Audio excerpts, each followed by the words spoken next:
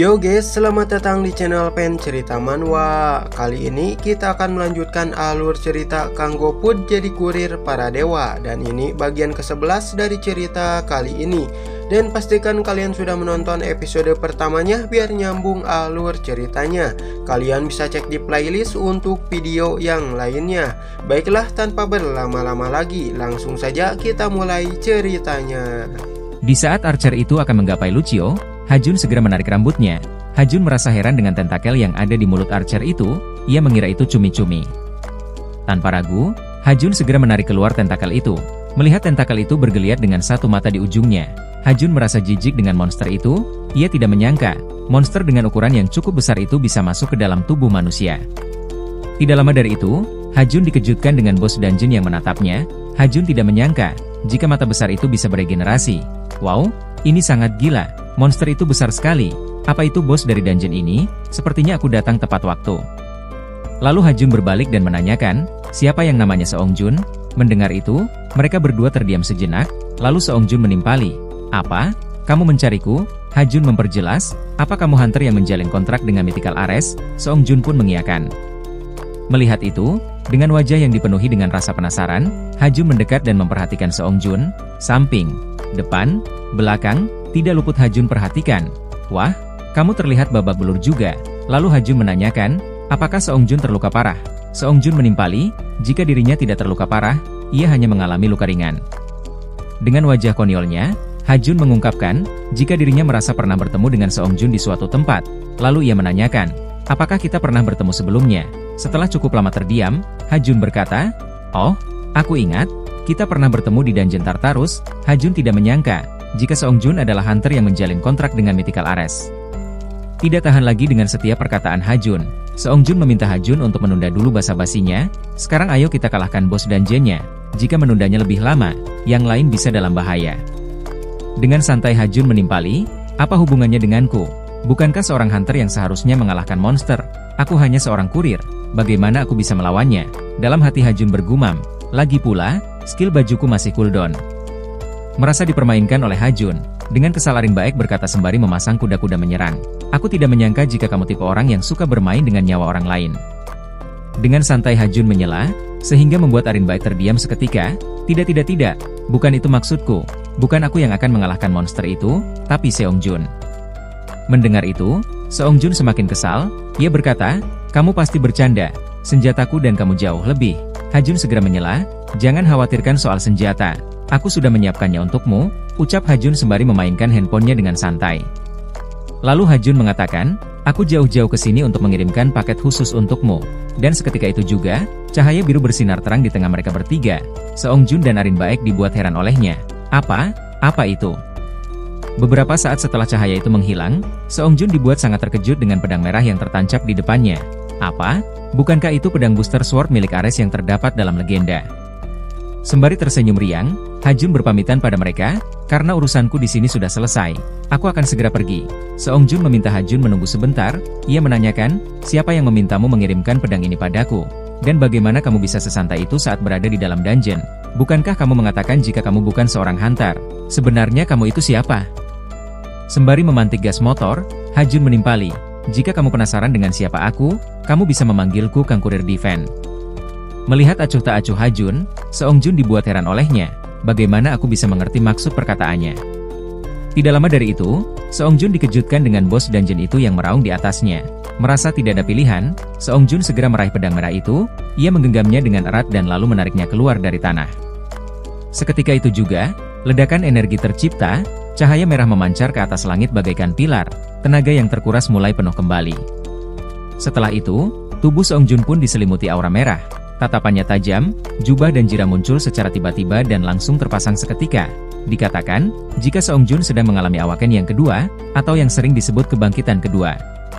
Di saat monster itu menyiapkan serangannya, Seongjun merasakan jika kali ini dirinya bisa mengalahkannya. Seongjun pun segera bersiap mengayunkan senjatanya. Aktifkan Defense Power Ares. Seketika itu juga, ledakan aura memancar membentuk X di ujung pedangnya. Ketika monster itu melesatkan serangannya, Seongjun pun segera mengayunkan senjatanya. Peraduan dua energi pun tidak terhindarkan. Energi itu saling mendorong. Percikan petir tercipta akibat gesekan dua energi. Tidak lama dari itu, energi Seong Jun pun berhasil menerobos serangan monster itu, dan langsung melesat menuju ke arah mata raksasa monster itu. Dan, boom, ledakan besar terjadi di sana, merah kuning menyinari semua area, tanah pun berguncang hebat, dan atap langit pun berlubang setelahnya, sekaligus melenyapkan monster itu, langit biru awan putih yang cerah terlihat di atas sana. Beberapa saat setelah itu, jirah dan jubah yang ada di tubuh Seong Jun memudar menghilang, kemudian tubuh Seong Jun pun terkulai jatuh. Dengan sigap, Arin Baek segera menangkap tubuh Seong Jun. Singkat cerita, keesokan harinya, Shin memperlihatkan Seong Jun yang sedang dirawat di rumah sakit. Tangan dan dadanya diperban karena beberapa luka memar yang didapatkannya. Ia sedang fokus memperhatikan berita yang setiap hari membahas Dungeon Hyundai, dungeon yang berhasil ia selesaikan. Berita itu mengatakan, gate yang baru-baru ini muncul di Busan, telah berhasil dibersihkan, berkat upaya dari Guild Yeongwon, potensi Dungeon Break berhasil dihentikan. Beberapa saat setelah itu, Seong Jun mengingat kejadian kemarin, jika bukan karena Kang Kurir itu, mereka tidak akan berhasil mengalahkan bos dungeonnya. Dia bukan orang biasa, apalagi dia bisa mengirimkan artefak yang berasal dari dewa. Di waktu yang sama, Do-yun berlari di lorong rumah sakit menuju ruangan Seong Jun. Ia sangat khawatir pada Seong Jun. Ia takut jika Seong Jun terluka parah. Sesampainya di ruangan Seong Jun, Do-yun mendecihkan lidahnya setelah melihat Seong Jun. "Kamu sama sekali tidak terluka." Melihat ekspresi Do-yun yang seperti itu, Seong Jun menanyakan, "Kenapa seperti itu? Apa kamu kecewa?" Do-yun menyangkalnya, "Tidak, aku tidak kecewa, aku senang kamu baik-baik saja." Lalu Do-yun teralihkan dengan pedang yang bersandar di samping Seong Jun. Ia menanyakan dengan heran, "Ada apa dengan pedang itu? Apa yang terjadi dengan pedang sebelumnya?" Seong Jun menimpali, "Jika pedangnya sebelumnya rusak, aku mendapatkan pedang itu sebagai gantinya." Seong Jun menjelaskan, jika dirinya mendapatkan pedang itu dari Kang Kurir, dia mengantarkan langsung padaku di dalam dungeon. Mendengar itu, Do-yun dibuat sangat terkejut olehnya. "Apa? Dia ada di dalam dungeon Hyundai?" Seong Jun mengiyakan. Lalu Seong Jun mengganti topik pembicaraan. Ia mengatakan, jika dirinya senang dengan kehadiran Do-yun, "Aku butuh bantuanmu, aku juga sudah tahu identitas Kang Kurir itu." Lalu Seong Jun meminta Do-yun untuk mencari tahu alamat tinggal Kang Kurir. Mendengar itu, dengan heran Do-yun menanyakan, "Kenapa kamu membutuhkan itu?" Seong Jun menimpali, jika dirinya akan merekrut Kang Kurir. Kemudian Shin berpindah ke Olympus. Terlihat, Aris sedang berlari keluar kediamannya. Ia sangat terkesan pada Ha-jun yang kembali dengan selamat. "Apa kamu mengantarkan pedangnya seperti yang aku katakan?" Ha-jun mengiyakan, jika permintaan Aris tidak sulit baginya, "Aku sudah mengantarkan pedang itu pada hunter yang menjalin kontrak denganmu secara aman." Mendengar itu, Aris merasa lega. Ia memuji Ha-jun atas pengirimannya yang baik sesuai dengan reputasinya. "Aku membuat keputusan yang tepat saat mempercayakan pengiriman itu padamu." Lalu Aris mengajak Ha-jun dan Lucio untuk masuk ke kediamannya. Melihat keramahan yang Aris pertunjukkan, Ha-jun mengubah tanggapannya. Sebelumnya ia mengira, jika Aris preman biasa, tapi setelah melihatnya lagi sekarang, ada sesuatu yang elegan dari nada bicaranya. Mendengar itu, Lucio meminta Ha-jun untuk berhenti mengatainya preman. "Bukankah sudah aku katakan, jika dia itu seorang pangeran?" Saat berjalan di aula kediaman Ares, secara tiba-tiba Ares berhenti dan meminta Lucio untuk menunggunya di sini. Dirinya hanya mengizinkan Ha-jun untuk menemaninya masuk ke dalam ruangan harta kuil Ares. Dan alangkah dibuat tercengangnya Ha-jun saat melihat banyaknya tumpukan dengan warna kuning emas. Baik itu koin, pedang, tongkat dan juga kotak peti, semua yang kamu lihat di sini adalah harta kebanggaan pewaris Olympus dan Dewa Perang. Lalu Aris berjalan dan mencari-cari sesuatu di tumpukan emas itu. Ia mengatakan, "Aku cukup yakin disinilah aku menyimpannya. Sesuatu yang jauh lebih berharga dari apapun yang ada di sini. Sudah seharusnya seorang pangeran sepertiku memberikan penghargaan seperti ini." Tidak lama dari itu, Aris memberikan Ha-jun sebuah kotak panjang dengan warna emas. Saat Ha-jun menanyakan apa itu, Aris menimpali, jika dirinya juga tidak tahu. Lalu Aris meminta Ha-jun untuk tidak khawatir. Barang itu sangat bernilai. Bahkan untuk seseorang sepertiku, karena itulah aku menyimpannya begitu saja. Aku yakin, barang ini akan sangat berguna bagimu. Sejujurnya, ayahku sendiri yang memberikan itu padaku. Dia mengatakan, jika ini adalah salah satu harta paling berharga yang dimilikinya, aku sendiri juga penasaran dengan apa yang ada di dalamnya. Lalu Aris meminta Ha-jun untuk segera membukanya. Ia menanyakan, "Bagaimana menurutmu? Bukankah ini hadiah yang bagus?" Saat Ha-jun membukanya, cahaya kuning menyala keluar dari dalam kotak itu, lalu Ha-jun menimpali, jika hadiahnya biasa-biasa saja. Lalu Ha-jun mengambil benda yang ada di dalam kotak itu. "Kamu pasti bercanda. Bagaimana mungkin benda ini harta berharga? Ini hanya sebatang kayu yang cukup besar." Melihat itu, Ares pun dibuat cukup terkejut. Dirinya juga baru pertama kali melihat isi dari dalam kotak itu. Singkat cerita, kini Ha-jun sudah kembali ke kediamannya. Narator menjelaskan, Hajun kembali dari Olympus tepat tengah malam. Karena hal itu, ia pun bangun kesiangan, seluruh tubuhnya serasa kesakitan. Lalu Hajun dikejutkan dengan Lucio yang mengatakan, berikan 50 permen itu padaku. Hajun pun menjadi cukup heran, peri macam apa yang berbicara seperti itu saat tertidur. Lalu Hajun pun membenarkan selimutnya.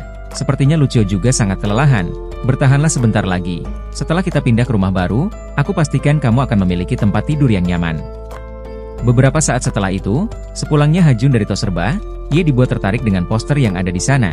Poster itu mengumumkan ujian Hunter yang akan diadakan tanggal 15. Saat dalam perjalanan pulang, Hajun terus saja memikirkan ujian Hunter. Meskipun dirinya tidak terlalu tertarik menjadi seorang Hunter, namun, mengingat dirinya sering mendapatkan pengiriman keluar masuk dungeon, ia tidak bisa selamanya menyembunyikan identitasnya. Mungkin sudah saatnya aku menjadi Hunter. Sesampainya Hajun di dalam rumah, saat itu, bertepatan dengan Hajun yang masuk ke dalam rumah, Lucio terbangun sembari mengatakan, Hajun, kamu di mana? Hajun menimpali, oh, kamu sudah bangun. Aku keluar sebentar untuk membeli beberapa minuman dan makanan. Dengan wajah yang masih mengantuk, Lucio langsung menghampiri Hajun dan memeriksa kantong belanjaannya. Ia menanyakan, apa kamu membeli permen untukku? Hajun meminta Lucio untuk mengurangi memakan permen, karena itu bisa merusak gigi Lucio. Tidak lama dari itu, suara ding terdengar. Saat Hajun melihat handphonenya, ia mendapati sebuah notifikasi yang memberitahukan, jika Hephaestus mengirimkan permintaan padanya, sepertinya kita akan menyimpan makanan ini untuk nanti. Singkat cerita, Hajun pun sudah sampai di kediaman Hephaestus. Hephaestus dibuat cukup terkejut. Ia tidak menyangka jika Hajun datang lebih cepat dari apa yang ia kira. Hajun mengatakan, jika dirinya tidak mungkin membuat pelanggan favoritnya menunggu lebih lama. Lalu Hephaestus mengatakan, jika Hajun, saat ini sedang menjadi bahan pembicaraan, kamu berhasil menyembuhkan kaki Shirong, dan bahkan kamu dapat membantu masalah Ares. Mendengar itu, Hajun sedikit malu. Ia tidak menyangka jika berita tentangnya akan menyebar begitu cepat. Padahal baru 2 hari semenjak semuanya terjadi. Aku hanya beruntung saja dengan semua itu. Lalu Hajun menanyakan, apa yang harus dirinya lakukan. Tidak lama dari itu, seorang pria dengan baju lekmong dan ikat kepala muncul dari belakang Hephaestus. Pria itu langsung memperkenalkan diri, jika dirinya bernama Jason, Kapten Ekspedisi Argo. Narator menjelaskan, jika Jason adalah salah satu anggota dari kelompok petualang, semua anggota dari kelompok itu memiliki gelar pahlawan legendaris Yunani, yang dijuluki Avenger Yunani. Dikatakan, jika kelompok itu bekerja sebagai pengiriman cepat melintasi lautan, memastikan barang yang mereka kirimkan sampai dengan aman dan juga tepat waktu. Lalu Jason mengatakan, jika dirinya sudah mendengar tentang Hajun, ayah angkatnya menyebutkan bagaimana Hajun menyembuhkan kakinya. Ia sangat berterima kasih pada Hajun karena telah membantu ayah angkatnya. Hajun mengiyakan, aku hanya melakukan pekerjaanku. Mendengar itu, Jason cukup terkejut. Ternyata Hajun seperti yang dikatakan semua orang, kurir yang selalu rendah hati. Lalu Jason langsung mengatakan permasalahan yang sedang ia hadapi. Saat ini, kelompok Jason tidak bisa mengangkut kargo untuk dikirimkan karena kemunculan siren di tengah lautan, dan selalu mengganggu jalur perjalanan mereka. Sebelumnya, mereka selalu mengandalkan Orpheus ketika siren muncul. Namun kali ini, Orpheus sedang berada di luar kota karena memiliki jadwal konser. Karena hal itu, setelah dirinya mendengar rumor yang beredar tentang Hajun, dirinya langsung meminta Hephaestus untuk meminta bantuan pada Hajun. Mendengar semua itu, Hajun terdiam sebentar, lalu ia bertanya memastikan, kamu memintaku untuk mengusir para siren. Jason pun membenarkan. Mendengar itu, Hajun lemas seketika. Dirinya hanya seorang kurir. Hajun bertanya-tanya, kenapa dirinya selalu dipekerjakan untuk menghabisi monster. Lalu Hajun mengatakan, aku tidak sepenuhnya mengetahui apa yang orang-orang katakan tentangku, tapi aku tidak bertarung melawan monster untuk hidup. Mendengar itu, Jason meminta Hajun untuk tidak memberikan keputusan dengan cepat. Ia meminta Hajun untuk mendengarkan dulu berapa bayaran yang akan ia berikan. Bersamaan dengan itu, suara ding terdengar, menginformasikan jumlah yang akan Hajun terima dari pekerjaan kali ini. Jason menambahkan, aku yakin, itu akan menjadi tawaran yang tidak bisa kamu tolak. Melihat jumlah bayaran yang akan ia dapatkan, dengan ekspresi konyolnya, Hajun pun langsung mengatakan, aku mungkin tidak bertarung melawan monster untuk hidup, tapi ketika aku melakukannya, kemenangan rasanya lebih manis daripada makanan apapun. Baiklah, aku akan menerima permintaanmu. Dalam hati Hajun bergumam, aku tidak bisa meninggalkan 500.000 poin begitu saja. Mendengar Hajun menerima permintaan itu, Hephaestus dibuat cukup terkejut. Lalu ia mengingatkan, jika siren hidup di kedalaman lautan. Setelah mendengar Hephaestus mengatakan itu, Hajun sangat terkejut. Apa? Siren itu makhluk yang hidup di lautan? Lucio menimpali. Hadeh, kamu pikir mereka hidup di pegunungan? Lalu Hephaestus meminta Hajun untuk tidak mengkhawatirkannya. Dirinya akan mengupgrade artefak yang Hajun miliki dengan sihir miliknya.